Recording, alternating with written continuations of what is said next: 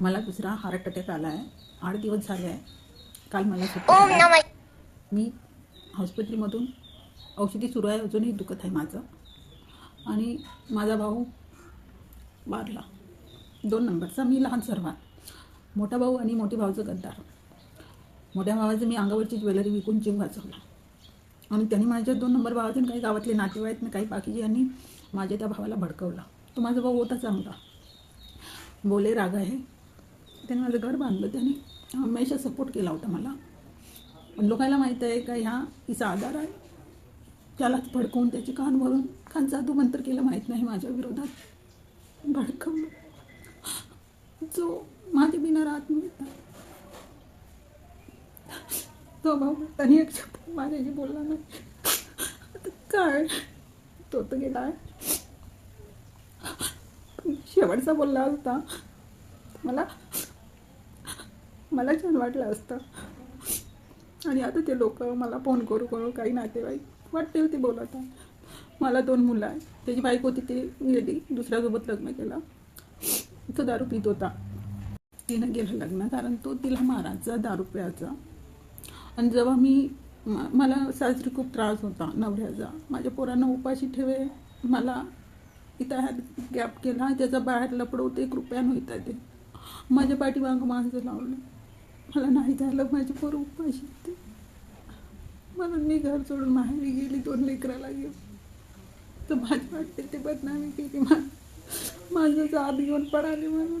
आणि मी तर माहेरी गेली होती, कोणा माणसाला घेऊन नाही गेली. माझी 2 जीव घेऊन गेली होती.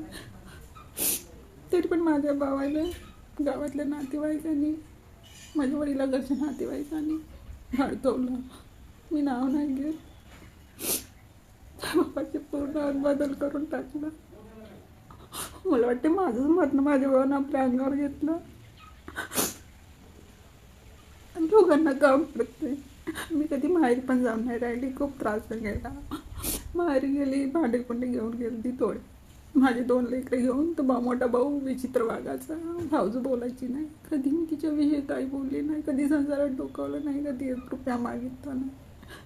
कधी हिस्सा मागायला आली म्हणे मला, मी कधी हिस्सा पण मागितला नाही. माझ्यासोबत मला ना खूप बदनाम केला.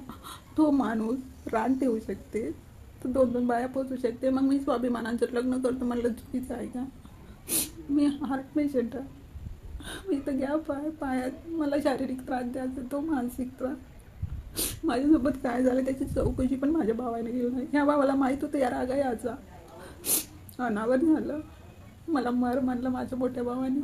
माझ्या आईने म्हणलं तू तिथून चुलीवर आली, सकुलीवर निघली. बापाचं नाक मोठं होती. माझे बाबा नाही याचे का, म्हणजे लग्न झाल्यावर पोरगी भरूनच निघन का? आई म्हणली दिली गाई धन्याने तिची आशा काय. माझ्या आईने माझी फिकीर नाही, कधी जाते इथून म्हणायची. मला भांडू काढलं माहेरवरून. मी 2-2.5 महिने राहिली माझ्या लहान लेकरांना घेऊन. मी इकडं आली, इकडं पण कलंकित करत आहे पाठीमागं. आणि आता माझी तब्येत अशी आहे, मी इकडं खूप दूर आली. 2 दिवस लागते जायला. माझ्याकडे पैसे पण नाही. मीच मरणाच्या दारातून आली. आणि मलाच लोक बोलते तू का नाही आली. माझे चितडे उडवले. त्या घरात जो भाऊ समजून घेत होता तोच नाही. त्याचे कानं भरले म्हणून तो बोलत नव्हता. विचार करा, मी कशी जाऊ त्या घरात. काही स्वाभिमान आहे ना. हमेशा एक वेळा अपमान गेला, पण माझ्या पुढे अन्नाचे टाटावून उठवले त्या लोकांनी. मारून टाकायला निघले होते माझ्या पुरातले. अपशब्द बोलले. मी नाही सांगू शकत शब्दात. आत्ताही मला ना 2 दिवस झाले मी आली, ॲडमिट होती ICU मध्ये. माझं दुःख कोणी समजून घेत नाही. मलाच नाव ठेवते. आजपर्यंत मी कधी कोणाला माझा त्रास झाला नाही. कधी कोणापुढे रडली पण, उपाशी राहिली. पण लोक आपलेच नातेवाईक इतके वाईट असते ना आपल्या नातेवाईक. एखाद्या माणसाला आहे ना दुनियातून कसं उठवायचं ते बरोबर करते. कसं त्याला मारून टाकायचं जिवंतपणे. आणि तो मेला पाहिजे. असेच खोटे याच्यामुळं मला दुसरा पण नाही द्यायला, पण माझे लहान लहान पोरं आहे. माझ्या मोठं पोरगा 18 वर्षाचा, तो काम करतो. मी ओरडू सांगत तरी माझ्यावर माझी आई पण विश्वास नाही ठेवत. त्रास होते. माझा भाऊ गेला, अकरीचा बोलला असता. फक्त शेवटचा शब्द मला ना गुन्हेगार झाल्यासारखं वाटते. मी गुन्हेगार नसून गुन्हेगार ठरवला. मी कधी 1 रुपया मागितला नाही, कधी हिस्सा मागितला नाही, कधी काय.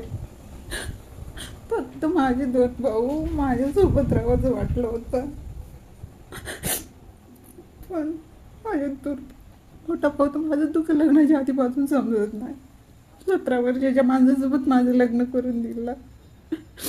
मला वाटेल ते बोलला, दुसरं पोरगं कसं झालं माझ्याला. माझा त्रास मी कोणालाही सांगू शकेन.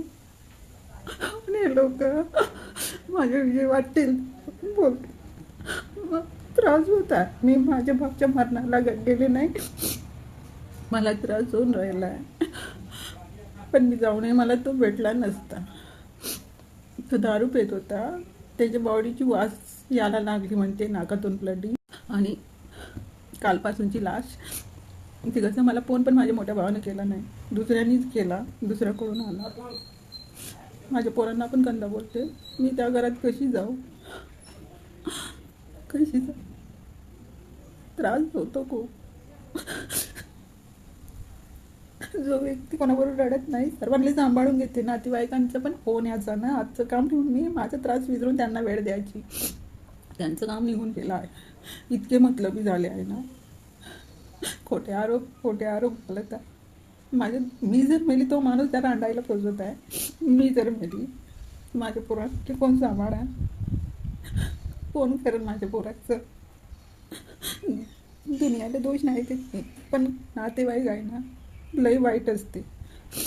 कानं एवढे वरती का सामर्थ्याला आहे ना, दुश्मन बनवून टाकते. फक्त त्यांचं बरोबर चाललं पाहिजे. पण या तडतडाट आहे ना, तो परसाने नियती पाहत आहे. एक दिवस सर्वांना भोगा लागा. एका अश्रूची किंमत. आजवर मी देवापुढे रडली, पण कोणापुढे नाही रडली. कोणापुढे सांगलं नाही दुःख आपलं. पण एक दिवस देव नक्की सजा दे, नक्की माझा विश्वास आहे.